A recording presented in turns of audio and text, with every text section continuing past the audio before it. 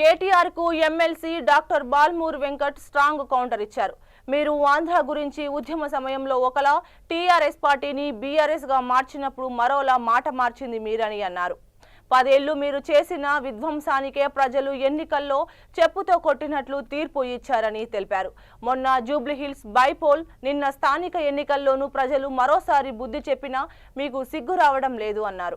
10 ఏళ్ల పాలనలో చేయలేని పనులను ముఖ్యమంత్రి రేవంత్ రెడ్డి చేస్తుంటే తట్టుకోలేక ఆరోపణలు చేస్తున్నారని ఆయన తెలిపారు. అయిన సమయంలో ప్రజలు సరైన గుణపాఠం చెబుతారని హెచ్చరించారు. అరే కేటీఆర్, తెలంగాణ ప్రజలు నీకు సిగ్గు చెప్పినాక కూడా, చెప్పుతోటి కొట్టినా కూడా నీకు సిగ్గు లేకుండా ఉద్దేశపూర్వకంగా ముఖ్యమంత్రి గారి పైన నోటికి వచ్చినట్టు మాట్లాడుతున్నావు. నిజంగా నీకు మీ అయ్యకి సిగ్గు శరం ఉంటే, తెలంగాణ ప్రజల పట్ల చిత్తశుద్ధి ఉంటే 10 ఏళ్ళు మీరు పరిపాలించినప్పుడు తెలంగాణ రాష్ట్రానికి ఏం చేసిర్రో అది చెప్పకపోగా మీరు చెయ్యని పనులు ఈరోజు ముఖ్యమంత్రి గారు చేస్తుంటే అది జీర్ణించుకోలేక, తట్టుకోలేక ముఖ్యమంత్రి గారిని ఉద్దేశించి దూషిస్తున్నావు. ఆంధ్రప్రదేశ్ గురించి ఏ రోజు కూడా ముఖ్యమంత్రి గారు తప్పు మాట్లాడలే. గుంటూరులో చదువుకొని, అమెరికాలో చదువుకొని తెలంగాణ రాష్ట్ర ప్రజల సమస్యలపైన, తెలంగాణ రాష్ట్రం పట్ల నీకు చిత్తశుద్ధి లేదని మాట్లాడినారు.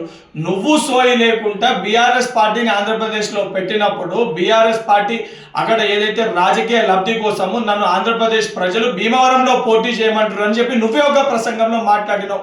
ఈరోజు సిగ్గు లేకుండా ముఖ్యమంత్రి గారి వ్యక్తిగత జీవితం గురించి, ముఖ్యమంత్రి గారి యొక్క చరిత్ర గురించి మాట్లాడుతూ నీది మీ అయ్య చరిత్ర ఏంద్రా నాయన? మీ K Chandrashekar Rao alias Dubai Shekhar, మీ అయ్యకి దుబాయ్ శేఖర్ అనే పేరు ఎందుకు వచ్చింది? ఈ రోజు కూడా గూగుల్లో దుబాయ్ శేఖర్ అని కొడితే pet name, nick name of K Chandrashekar Rao అని వస్తుంది. మరి ఆ రోజు దొంగ పాస్పోర్ట్ల పైన మీ అయ్య చేసిన ఘనకార్యం ఏంటి? అవన్నీ మర్చిపోయినావా? గతాన్ని మర్చిపోయి ఉద్దేశించి నువ్వు మాట్లాడుతున్నావు. ఏదైతే కుటుంబాల గురించి మాట్లాడితే గతంలో అడ్డగోలుగా డ్రగ్స్ని వినియోగించి తెలంగాణ రాష్ట్రంలో డ్రగ్స్ని అడ్డగోలుగా సరఫరా చేసిన ఒక చరిత్ర నీది. ఈరోజు సిగ్గు లేకుండా ముఖ్యమంత్రి గారి గురించి మాట్లాడుతున్నావు.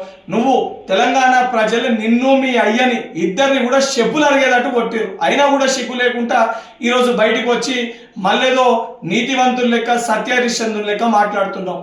నిజంగా నీకు సిగ్గు ఉంటే జూబ్లీహిల్స్ ఉప ఎన్నికల్లో కానీ, సర్పంచ్ ఎన్నికల్లో కానీ నువ్వు పార్టీ వర్కింగ్ ప్రెసిడెంట్గా అన్ఫిట్ అని చెప్పని ఈరోజు నీ సొంత పార్టీ కార్యకర్తలు మాట్లాడుతున్నారు. స్వయంగా నీ చెల్లెని నువ్వు దయ్యం అని చెప్పి సంబోధిస్తుంది. సొంత చెల్లెకి సమాధానం చెప్పుకునే ఒక ధైర్యం లేదా? అడిగే ప్రశ్నలకి సమాధానం చెప్పే సిగ్గు లేదు. ఈరోజు నువ్వు వచ్చి తెలంగాణ రాష్ట్ర ముఖ్యమంత్రి గురించి మాట్లాడుతావా?